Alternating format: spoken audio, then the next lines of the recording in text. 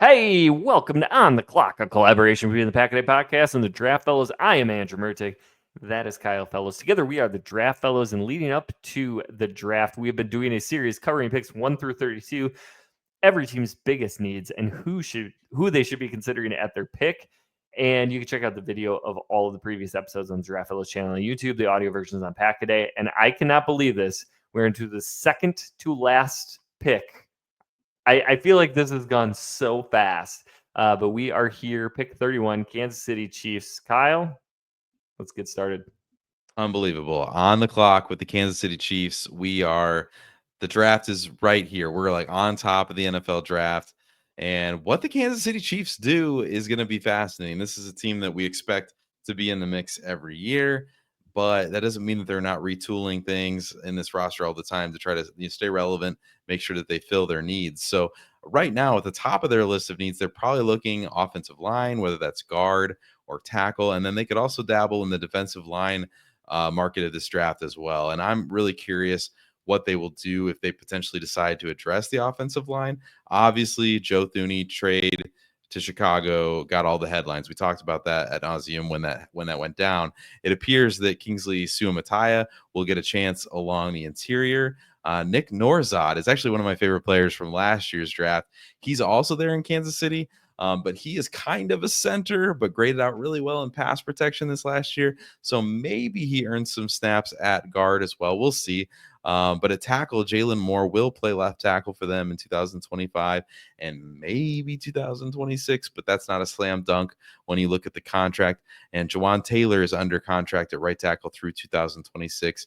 But the Chiefs save $20 million if they cut Taylor before 2026. So lots of change potentially coming on the horizon for the Kansas City Chiefs on the offensive line. So you got to keep an eye there in the draft. The other direction that they could go is defensive line. Like I mentioned, Chris Jones, obviously a stud for this team, but giving him someone beside him would just be life-changing for that defense. Jones was the top graded defensive lineman in the NFL, according to PFF, but their second best defensive lineman right now is expected to be former Packer Mike Pennel, who is 34 years old. So I think that an upgraded defensive line is something that they could definitely consider as well.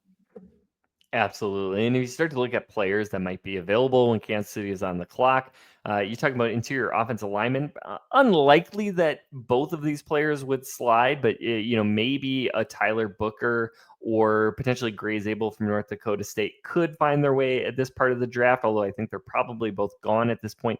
Kelvin Banks Jr. out of Texas is a really intriguing guy. Played tackle in college, expected to slide inside in the pros. If they want to stick with a more traditional offensive tackle, Josh Simmons, that this is a player who would have gone really early if not for the injury questions, potentially getting a really good value down at the end of the first round. One of my favorite players is Oregon's Josh Connerly Jr., and I think he could be a really fun developmental player. And then Minnesota's Arante Ursary, who is all traits and very little experience. Well, actually, he has a lot of experience. He needs a lot of work on his technical ability. And then, if they want to go defensive line, this is, of course, a very deep defensive line draft. Walter Nolan could potentially be available here. Toledo's Darius Alexander. Maybe Oregon's Derek Harmon slides into this range. But there's definitely going to be some really high-quality defensive linemen available at this point. So you talked about need. I talked about some of the players who could be available, but are there some players that you believe the Chiefs should be targeting here?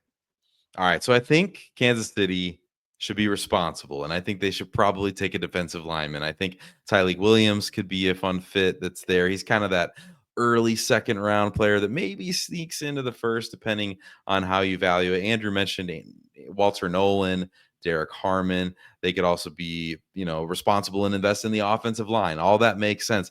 But I'm going to be really irresponsible with this suggestion. What if the Chiefs did something kind of unexpected? What if they drafted a player like TreVeyon Henderson late in the first round, right? That could be electric and add another dynamic player to an offense that already has a ton of speed. We know that Kansas City loves speed, and I'd probably do the responsible thing if it was up to me and add to the trenches. But with questions around Isaiah Pacheco at the future of the running back position, I'd love to see them choose chaos and maybe add somebody like TreVeyon Henderson in this situation. Yeah, one of my chaos things about this year's draft is I think Travion Henderson could go like really early, like way Mm, earlier than we're expecting. yep. And if he did fall to this point in the draft and Kansas City took a chance on him, I'm sure Chiefs fans are saying, don't do this again, because this is right around where they drafted Clyde Edwards-Helaire. I think Yes, yes, Edwards-Helaire might yes. have been 32 that year. And probably some trauma, but I was yelling that year, take Jonathan Taylor. Instead Yes. they took CEH. That didn't work out so well, but Travion Henderson is electric. Like, Mhm, he's not Jahmyr Gibbs. Nobody's Jahmyr Gibbs, but think that style of player. And mhm. so, what he could do to help create some more open coverages for Patrick Mahomes to start getting the ball down the field again. Also, as a really good receiving back, I think that would be really fun in Kansas City. So sign me up if that's the direction they go. I love the idea of Josh Simmons falling into their lap, because this is a player who has a top 10 upside, and they can afford to bring him along slowly. I could see them swinging for more upside with somebody. I talked about Oregon's Josh Connerly Jr. I really, really like that value. I think he has elite tools, but needs development. And the Chiefs always have a really good, strong long-term outlook. That's the benefit of being a dynasty. Mhm. You know your jobs are safe. So I think they could have any of those two offensive tackles playing really good football by January, when the Chiefs are really concerned about playing their best football. Absolutely. So lots of different ways the Chiefs could go with it.